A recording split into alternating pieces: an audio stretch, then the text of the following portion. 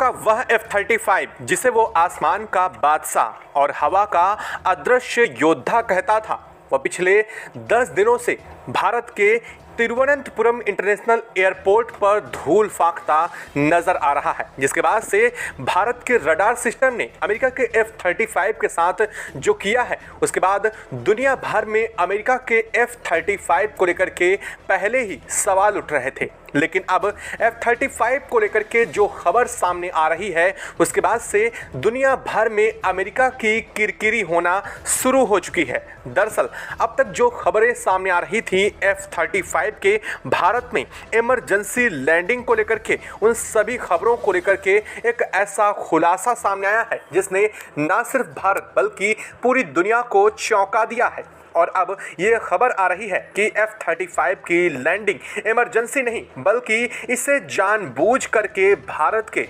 Thiruvananthapuram international airport पर land करवाया गया था। और जो खुलासा सामने आया है वो सामने आ रहा है ब्रिटिश रॉयल नेवी की तरफ से और खुद उस पायलट की तरफ से भी जिसने इस फाइटर जेट को उड़ा करके भारत में इमरजेंसी लैंडिंग करवाया था। हालांकि भारत ने जब इस पर जांच शुरू की तो फाइनली स्कैनिंग में जो अब नतीजे सामने आए हैं इस F-35 को लेकर के, वो पूरी दुनिया को चौंका देने वाले हैं। और अब तक जो अमेरिका कर रहा था उसकी लेकर के अब किरकिरी भी पूरी दुनिया में होनी शुरू होने वाली है, क्योंकि अब अमेरिका का वो छिपा चेहरा सामने आने जा रहा है जो अब तक वो स्पाई रूप से इस पूरे घटनाक्रम के पीछे छिपा करके रखा था। दरअसल अमेरिका के F-35 की जो लैंडिंग हुई थी वो जानबूझ करके करवाई गई थी, लेकिन इन सब के बीच में भारत के रडार सिस्टम ने जो जैमर टेक्नोलॉजी का इस्तेमाल किया, उसके बाद से